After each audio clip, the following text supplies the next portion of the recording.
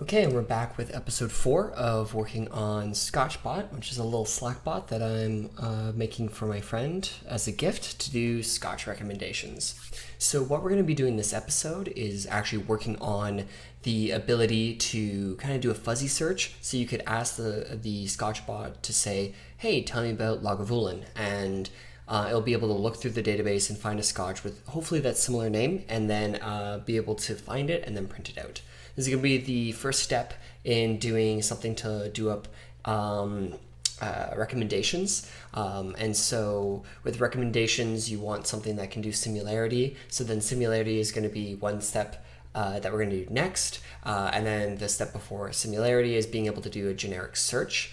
And then part of that, doing that generic search, is actually just doing a fuzzy matching on the name. So we're going to tackle that first and then kind of work our way back up from there.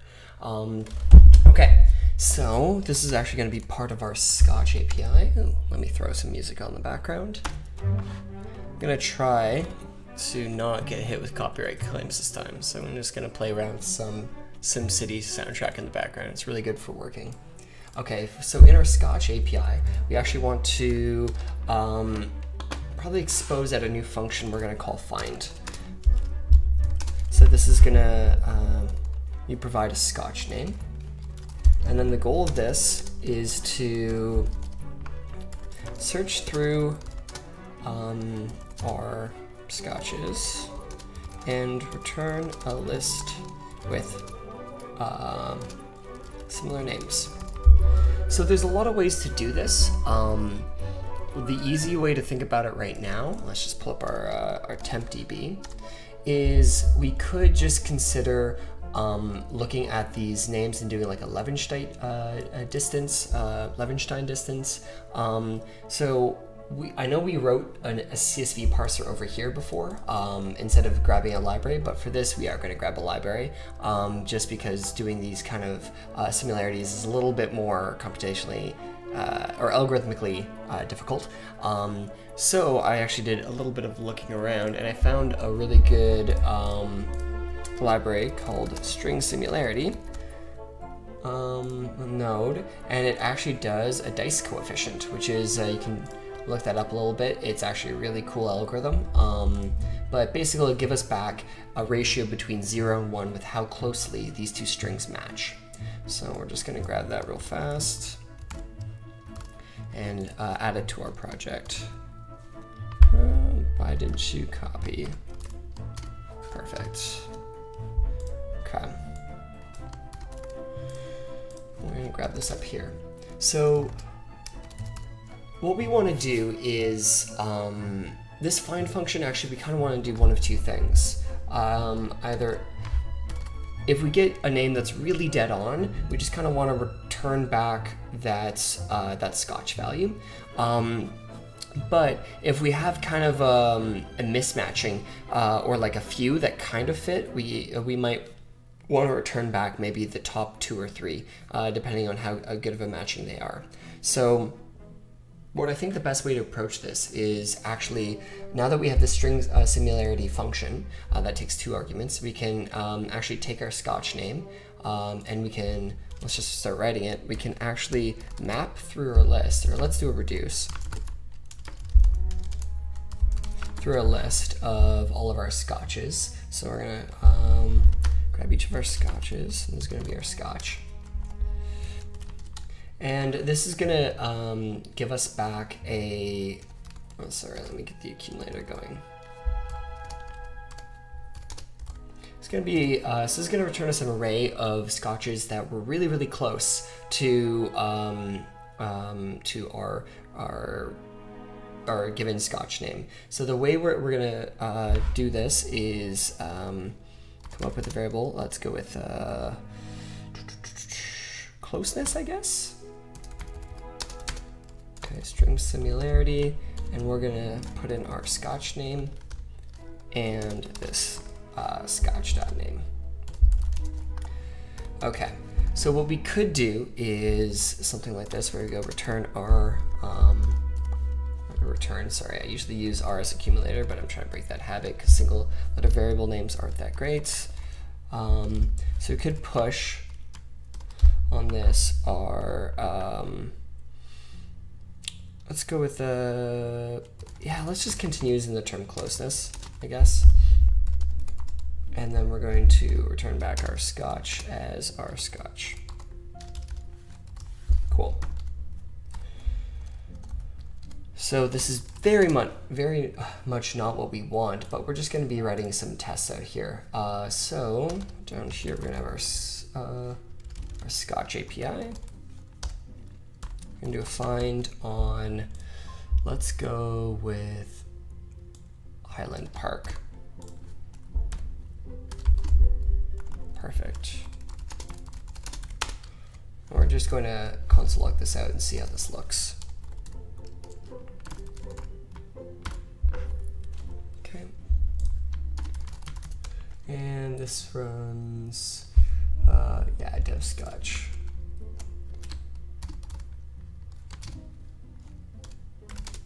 Perfect. So now we're going to constantly run that, and this should return us back an array. Oops.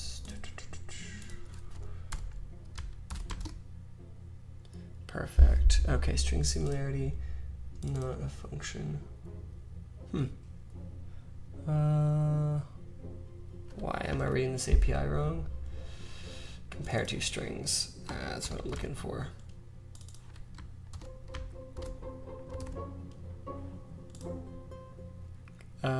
What? Oh. You know what? I'm just gonna be using this function, so let's grab that. Let's just call this compare.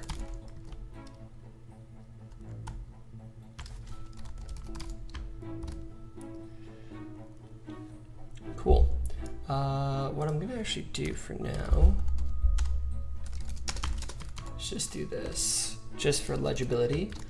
So we're gonna run this again, and we're grabbing our entire DB, not the temp one. Perfect. So if we look at this array, we're going to have the lead egg be very much not close. We have our Glenfarcis a little bit better, Emerald back down again, and then we have our Highland Park being at a nice high 86. So this is actually really good, and so this is the one that it should return.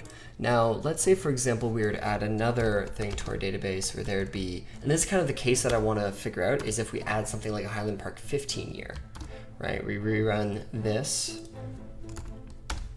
and this is going to give us back basically identical. So in this case, I kind of want to return back both. Maybe it's like, hey, tell me about Highland Park. Does it just pick one, or does it say either?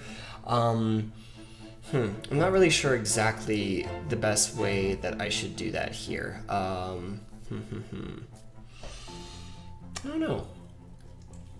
I mean, the other way we can write this very, very quickly is if we just want to return back one each time, then we can do return max by, and we can look through our scotches again. And we can just return back this value. And this should give us the best matching scotch. So yeah, this gives us back the Highland Park, no matter what. So we can come in here and we could do stuff like junk. Let's see how this returns us. Yeah, this still gives us this lead egg. I bet you the value that we're actually matching on this is super duper low. So that's kind of the stuff that I want to try to fix, is that if it's below a certain threshold, we actually just want to say that, like, we don't know what you mean. And so, so maybe when we run this, we'll get back. Maybe we have a cutoff threshold for what our accepted dice coefficient is, and then we add each of those to this list that we're returning, and then we look at that, and if there's a very, very high value for one of them, then we return that. If not, we return maybe each of them. You know what, let's keep this function simple for now. Let's just focus on returning 1 if it's a high match, false if there's no other high matches. And I think that will be what we want. So we do want to utilize this reducer. This is going to be returning a Scotch. And so we just want to compare this, this closeness. And what I'll do is we'll pick a threshold up here within this. And let's call that a 0.8 for now. And we want to pick the max though, out of this threshold. So we want to, okay, that's, this should be actually pretty easy. Let's just do our max by best match. Is this Scotch? And then we'll just do another compare again out of our best match. And if, our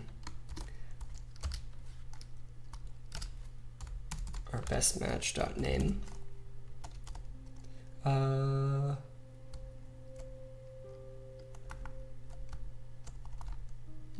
did that wrong. Oops. Our best match, there we go.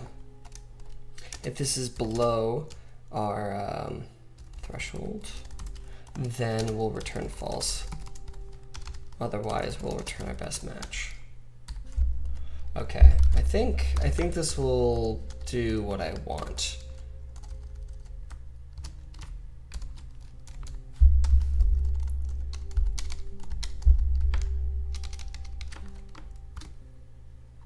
Okay, so we get back this lead egg. All right, so let's actually hook this up to a bot where you can get rid of this. And what we'll do is we'll actually use this, this API here, and we'll return back. We'll actually use our formatter as well that we have, and we'll see if we can use this. So we're going to do our message.text into here. So result. If we can't find a result, then we're just going to message, or let's actually change this let to cannot find. Otherwise, the result is going to be the formatter with this result. Okay.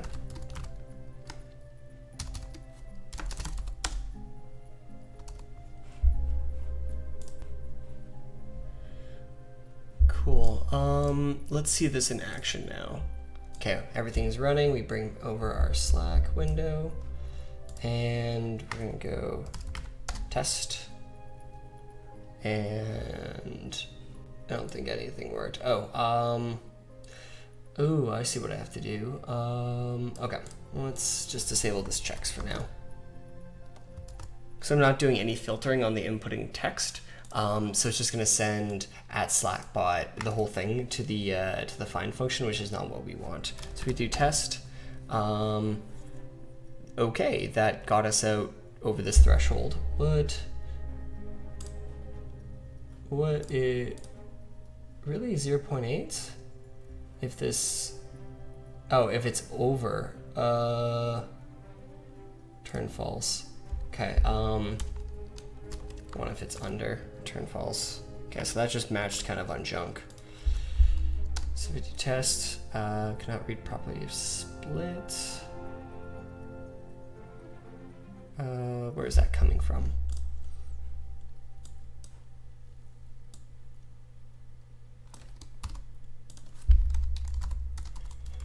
Let's put this in here real quick.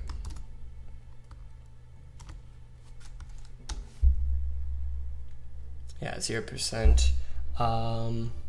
Okay, so if this compare value is smaller than the threshold, which it is, it should return false. So we come up here with the result, and oh, I see what's happening. I'm dumb. This is why I don't mutate variables. It's just trying to write a simple test case to see if this would work. All right. Okay. Cannot find, And if we do something like a Highland Park,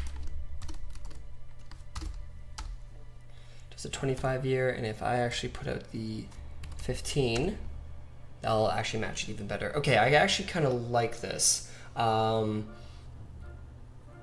Okay, maybe this will work actually pretty nice. Now I can even take this guy. Let's see how close this matches if I just match these words up. See, that's what I'm a little bit worried about, because there might be modifiers on these things, like a 42-year-old old dusk kind of idea, and I kind of want to break those out into like almost like subtitles. So you have like an actual name of a Scotch and then you have a subtitle, but that will require me modifying the database and actually going through and legitimately looking at it. So hopefully we'll keep this as is. For now, what we'll do is we'll turn on our full DB and we'll get a feel for how this works. So, oh boy, let's see if we can do some Ardbeg. Can't find. Okay, so it found something with a 76 coefficient, so that might not be the best threshold that I picked. So now we're trying to hone into the right threshold based on real world search terms. So I do Ardbeg, and that comes up with an Ardbeg 10-year. So 76 should be a good number to do. I'm gonna look up the spelling on Lagavulin. You know, let's try actually my bad spelling of that in here. Okay, so found with a 0.4, just the word vintages. So that's probably an issue with our finder. So let's actually look that up in our database. ScotchDB, if you want to go to line, what, 304, I think it was? Okay, no, what was that? 309.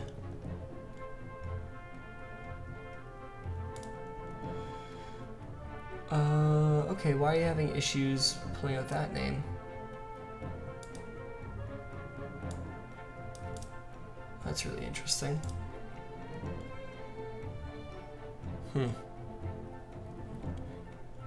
Let's see.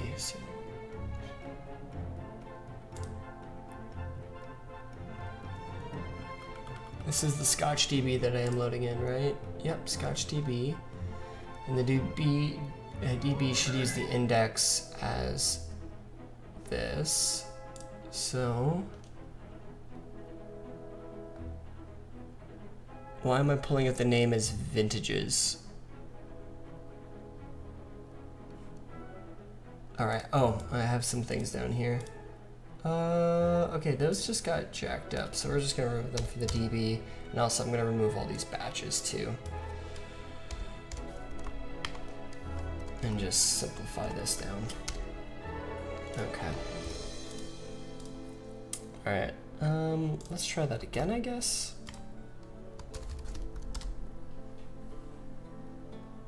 Okay, so Lagavulin found, but only with a 35 matching, which, you know what might actually be a fun thing to do is return back our confidence that we're looking up here, and then we actually change, maybe we use that confidence to change the messaging so it can be a little bit more personalized. So if we're really, really high, it was like, good choice, here's this Scotch. And if it's not good like this, it's like, I think I know what you mean because I really misspelled this, then it will actually say that in the text. So let's actually grab the real spelling. Let's see what that confidence looks like. Okay, and then we have high 8s, Lagavulin, 8-year comes from Scotland, gorgeous single malt, full-bodied, This is feeling really, really good. Okay, so yeah, we'll have it return the confidence along with the Scotch, and then we can use our best judgment for saying if we if we're going to message something or not. Okay, but yeah, let's keep this nice and simple. So let's kill that guy. We're going to do this, and we're going to return our confidence. I like that word better than closeness. Confidence is going to, we're just going to recalculate this comparison. I think this is a really cheap operation, relatively cheap. And return our best match. So Scotch.